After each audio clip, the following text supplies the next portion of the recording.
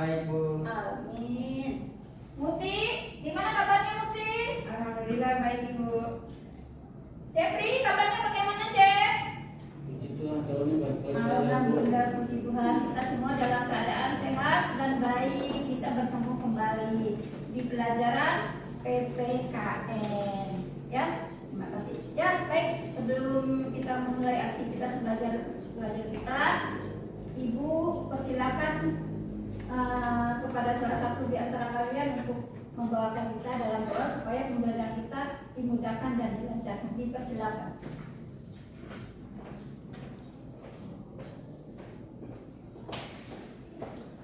Baik teman-teman, serta ibu guru, sebelum kita memulai aktivitas belajar kita, mari kita berdoa menurut agama dan kepercayaan kita masing-masing. Berdoa mulai.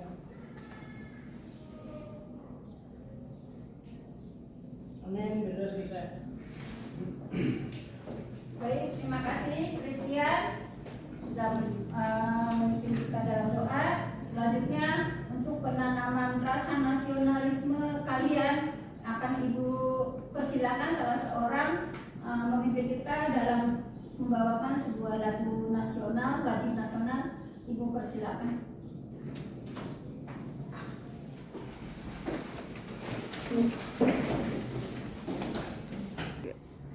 Jiwa raga kami padamu negeri, kami berjanji padamu negeri, kami berbakti.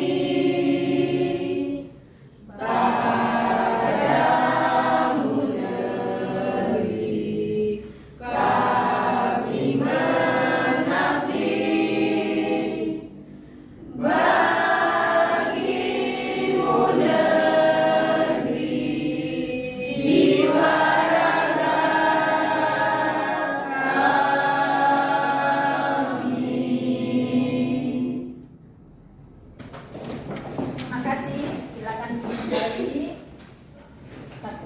Baik anak-anak, siapa yang tidak hadir hari ini? Jethro, Ibu. Jethro, ada kabar kenapa dia sakit apa izin? Tanpa Ibu. Tanpa keterangan ya? Ya. Terus siapa lagi? Ayo Ayo, Ibu. Ayu. Ayu ini sering tidak masuk di Ibu ya anak-anak. Mungkin ada yang tahu kenapa, kira-kira apa kendala apa yang dia hadapi sampai sering sekali tidak masuk. Ya, Yuston bagaimana? Saya tahu namanya Ayu, Ibu. Oh iya, Yuston baik. Kalau gitu nanti Ibu minta tolong Yuston, mungkin cek ke rumahnya, tanya orang tuanya atau mungkin saudaranya ya. Bisa ya Yuston? Siap, Oke, siap. baik, terima kasih. Jadi hanya 2 orang yang anak-anak yang tidak hadir ya. Iya. Semuanya hadir ya. Terima kasih, berikan aplaus.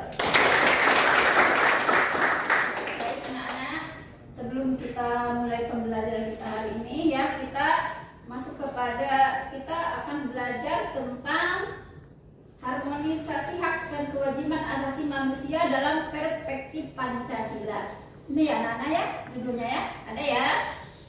Bisa dilihat? Ya. Ya baik. Nah, pertemuan kita minggu kemarin ya, pertemuan kita ini 2 kali pertemuan untuk hak asasi manusia dalam perspektif Pancasila dan 2 kali pertemuan. Pertemuan pertama sudah hak asasi upaya penegakan hak. Terus yang kedua sekarang ya kita masuk kepada ini upaya pemerintah dalam penegakan HAM. Yang keduanya upaya penegakan kasus pelanggaran HAM. Ya, nanti kalian akan kita belajar sama-sama kasus-kasus pelanggaran HAM yang ada di Indonesia itu apa sih? Ya. Nanti kalian bisa sebutkan kasusnya apa, terus cara penyelesaiannya seperti apa. Bisa? Bisa. Bisa Ibu. Nah, sebelum ke situ akan Ibu beri kesempatan kepada kalian untuk literasi membaca ya. 15 menit literasi membaca untuk kalian. Silakan dibuka halaman 20. Ya, silakan bukunya sudah ada di kalian. Baca halaman 20. Ya. Bisa lihat yang belakang, bisa lihat? Ya, Bisa dilihat ya. Buka halaman 20. Silakan silakan dibaca. Literasi membaca, biar kalian juga terbiasa dengan membaca. Karena dengan kita banyak membaca akan akan membuat kalian lebih banyak pengetahuan, wawasan, ya. Sangat penting membaca itu buat kalian. Ya, silakan. Baca serius ya. Dibaca, dipahami, dimengerti. Kalau tidak paham, tidak mengerti, bisa ditanyakan ke ibu.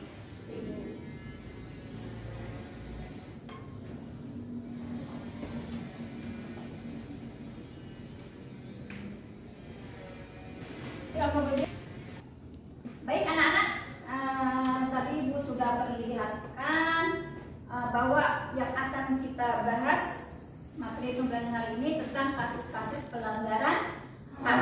Ini pertemuan kita yang kedua dari yang judulnya harmonisasi hak dan kewajiban asasi manusia dalam perspektif Pancasila.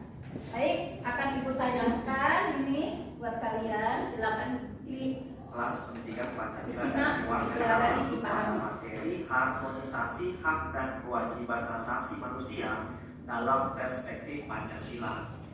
Sebelum kita masuk pada pokok pembahasan, jika kalian memiliki buku PPKN seperti yang di gambar ini, silakan buka bab 1 di halaman 3. Pertama-tama kita akan bahas mengenai makna hak asasi manusia. Hak asasi manusia atau HAM itu terbagi menjadi dua, yaitu hak dan asasi. Hak adalah sesuatu yang mutlak, HAM sebagai hak-hak yang melekat dalam dirinya sebagai manusia. Yang kedua, lain, semua pasti ingin merdeka atau ingin bebas tanpa adanya suatu penjajahan. Negara-negara yang pernah dijajah pun selalu berusaha membebaskan diri dari belenggu penjajahan tersebut. Tiada seorang manusia pun yang ingin hidup sengsara, termasuk kalian ya. Ia akan selalu berusaha mencapai kesejahteraan bagi dirinya, lahir maupun batin. Hak asasi manusia memiliki ciri-ciri khusus sebagai berikut. Yang pertama, hakiki. Yang kedua, universal. Yang ketiga, tidak dapat dicabut. Dan yang keempat, tidak dapat dibagi. Nah, setiap ciri-ciri khusus yang ada dalam hak asasi manusia memiliki pengertian masing-masing. Yang pertama, hakiki.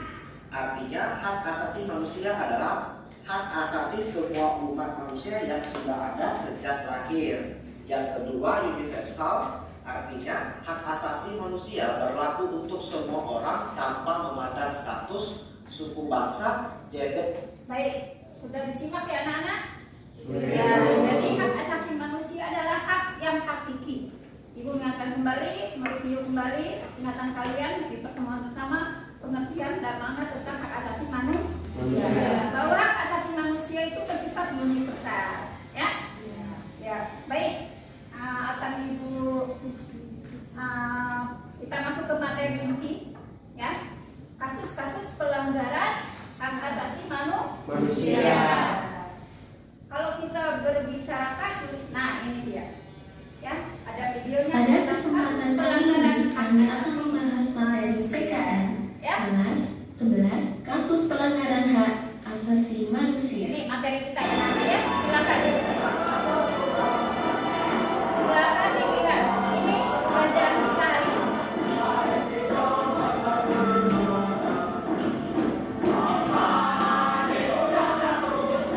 Ada ya, bisa dilihat ya Nana ya. Ini kasus-kasus yang terjadi, kasus pelanggaran yang terjadi di Indonesia. Ada yang tahu kasus apa ini? Pelanggaran penembakan. Penembakan Tris? Penembakan apa? Mahasiswa Tris? Lagi ya?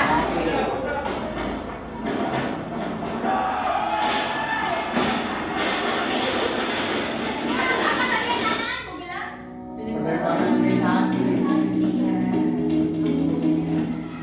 Hak asasi manusia di dalam Silakan Indonesia disimak. dilindungi oleh peraturan perundang-undangan atau konstitusi negara kita. Undang-Undang Dasar Negara Republik Indonesia tahun 1945 pasal 26A sampai pasal 26J.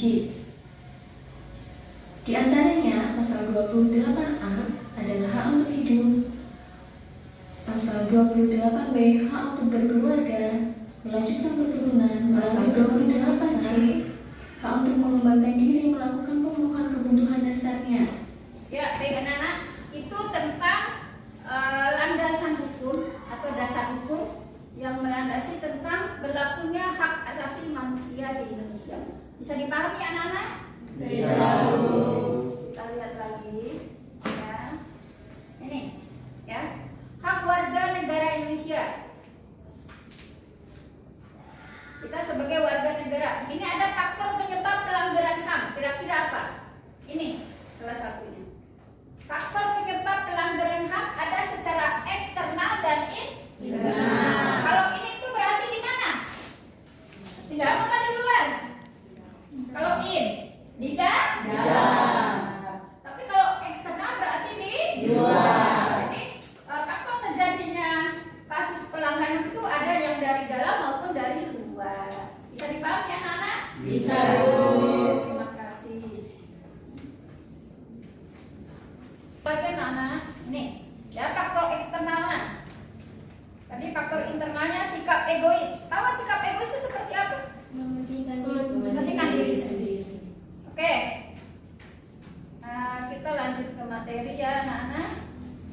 Oke. Ini materinya. Ya.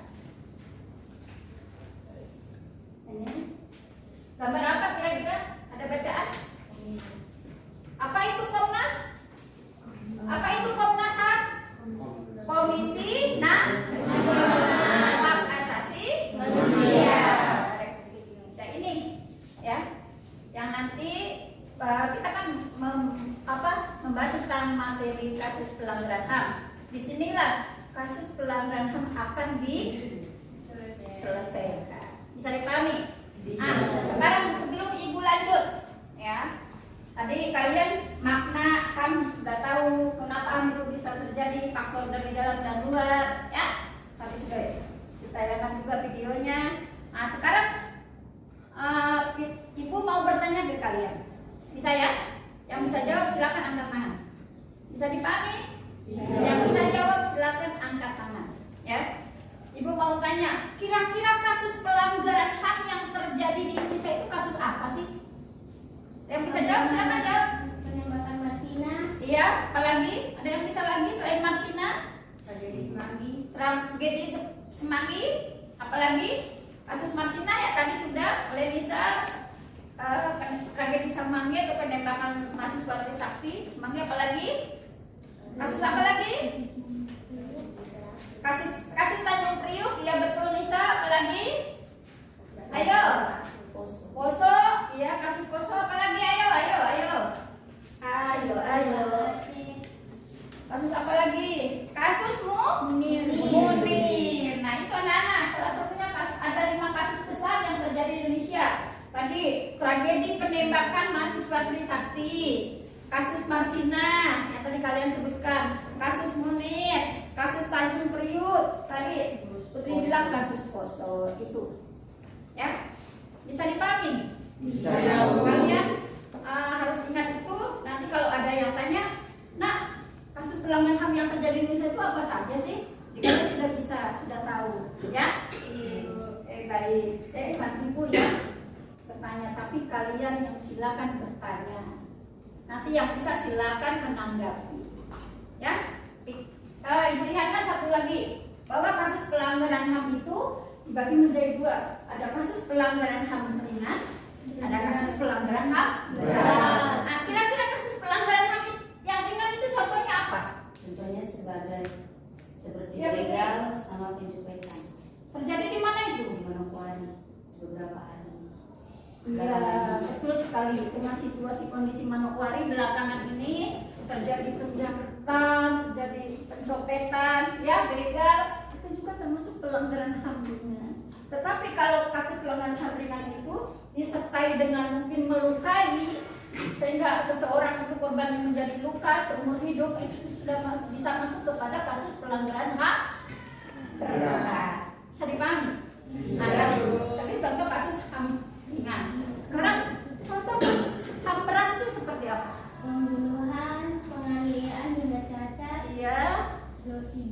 Ya, genoksida. Ya, betul sekali. Oke, terima kasih atas jawabannya, beri aplaus.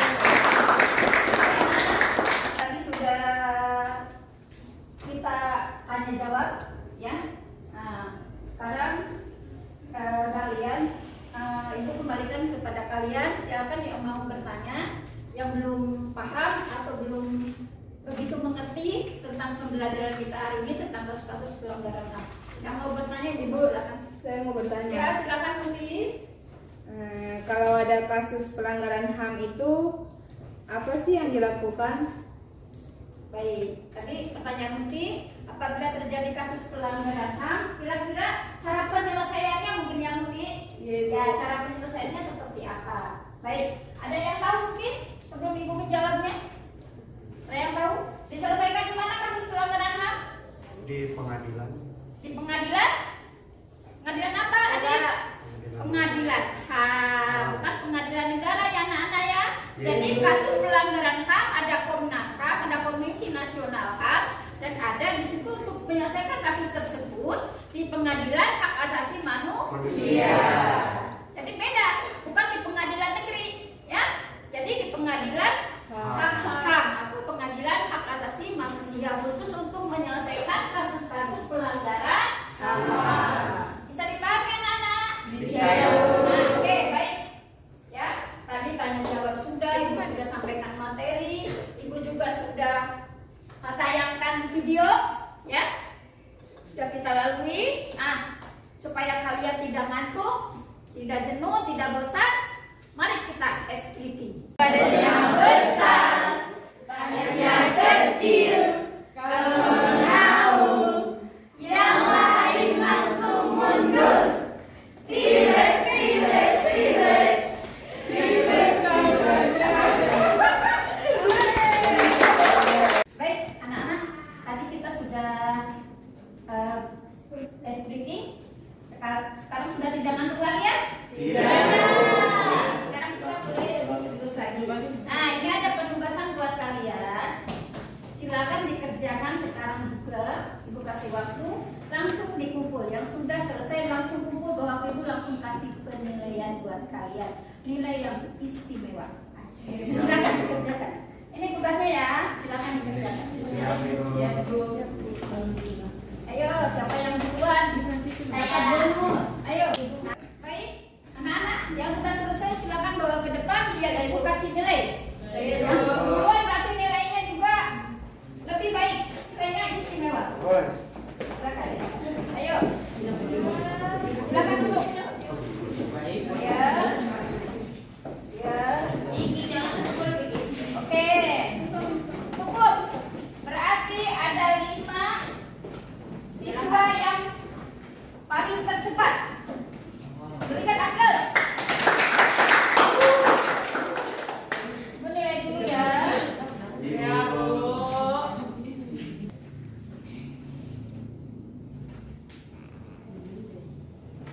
Adik.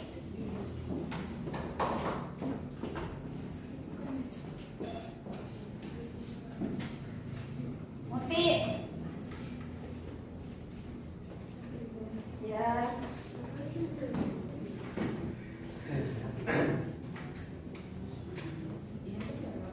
Putri.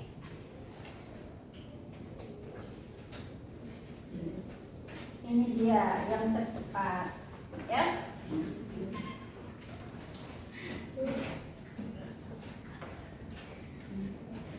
Bisa.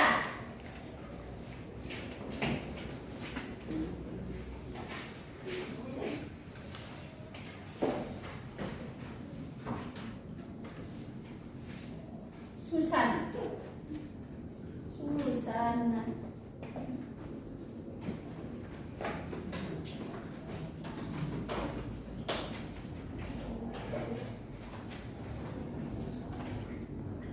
Fatia. Kasih dulu. Oke, baik anak-anak. Tadi kita sudah melakukan penilaian. Siapa yang tercepat, 5 orang tercepat sudah diberikan nilai istimewa. Selanjutnya pembelajaran kita sebelum kita akhiri pembelajaran kita hari ini, Ibu akan memberikan kesimpulan dari materi yang sudah kita pelajari ya. Ada baiknya mungkin kesimpulan itu Ibu kembalikan dulu kepada kalian. Kira-kira kesimpulan mata pelajaran atau materi hari ini itu apa? Silakan yang bisa memberikan kesimpulan. Siapa? Ya silakan Audiawati. Lakukan untuk mengatasi berbagai kasus pelanggaran HAM adalah dilanjut supremasi hukum dan demokrasi harus ditegakkan, meningkatkan kualitas pelayanan publik, meningkatkan pengawasan dari masyarakat dan lembaga-lembaga politik, meningkatkan penyebar luasan prinsip-prinsip HAM kepada masyarakat, meningkatkan profesionalisme lembaga keamanan dan pertahanan negara, meningkatkan kerjasama yang harmonis antar kelompok atau golongan dalam masyarakat. Ya itu ya. Oke. Ya. Masuk ke Ibu sini. Ya. Ya, baik anak-anak, terima kasih Audiawati tadi sudah memberikan kesimpulan atas pembelajaran kita hari ini. Ibu akan lebih menegaskan lagi ya. Jadi kasus pelanggaran HAM itu bisa ditegakkan apabila ada kerjasama antara masyarakat dengan aparat penegak hukum. Begitu juga dengan aparat kepada Komnas Hak Asasi Manusia. Jadi apapun itu kasusnya, apabila ada kerjasama ya antara penegak hukum, antara masyarakat dan Komnas HAM, di sini hukum itu, kasus pelanggaran HAM itu bisa terselesaikan dengan baik. Tidak, istilahnya jangan sampai kasusnya kayak mungkin mungkin 10 tahun yang lalu tapi sampai sekarang belum diselesaikan. Supaya itu jangan terjadi lagi, terulang lagi, makanya harus kerjasama antara penegak hukum, masyarakat dan Komnas Perlindungan, Komisi Perlindungan Hak Asasi Manusia. Jadi hukum itu, kasus itu bisa terselesaikan dengan tersendirinya. Dengan cara bagaimana? Dengan sosialisasi, ya. Dengan apa lagi Bu? Mungkin dengan aparat penegak hukum mungkin memberikan arahan, ya. Ini loh, kalau terjadi kasus pelanggaran HAM, kamu lapor ke ini. Kalau melihatnya kamu lapor, jangan diam-diam. Bisa ya anak-anak? Bisa. Oke, baik, terima kasih. Pembelajaran kita selesai. Nanti ada penugasan buat kalian di rumah. Silakan dilihat di depan di layar. Ya, di situ ada penugasan buat kalian. Ya, silakan nanti ditulis tugasnya, dikumpulkan minggu depan. Bisa anak-anak? Bisa. Dilihat, ya. Oke. Baik, anak-anak. Pembelajaran kita pagi ini sudah selesai. Alhamdulillah, puji Tuhan, lancar. Ibu ucapkan banyak terima kasih atas perhatian dan kerjasamanya kalian. Sekali lagi beri aplaus untuk kalian. Jadi sebelum kita mengakhiri pertemuan kita hari ini, tolong bukunya dikumpulkan, ya, karena ini nanti dipakai untuk pertemuan berikutnya. Silakan dikumpul bukunya. Ya, tengok. Cut aja. Oke, baik anak-anak. Bukunya sudah kalian kumpulkan dalam keadaan utuh, bersih, ya. Jumlahnya juga sesuai dengan tadi saat memberikannya.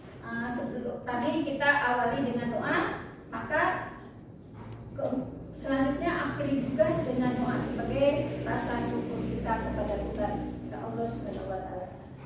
Dipersilakan yang mau doa untuk pembelajaran pagi ini.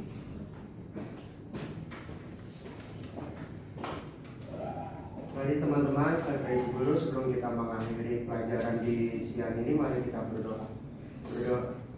teman-teman serta ibu guru, sebelum kita mengakhiri pelajaran di pagi hari ini, kita berdoa. Berdoa mulai.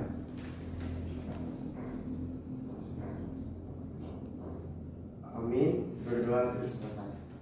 Ya baik, terima kasih adik sudah membuka doa untuk kita untuk mengakhiri pembelajaran kita kali ini. Jangan lupa ibu ingatkan, ada tugas yang harus kalian kerjakan. Jangan lupa dikumpul minggu depan. Senin Ya, depan Bu. ya. Bisa ya Nana? Bisa. Bisa Bu. Terima kasih atas perhatian dan Tanah Papua, tanah yang kaya, surga kecil jatuh ke bumi. Seluas tanah, sebanyak batu.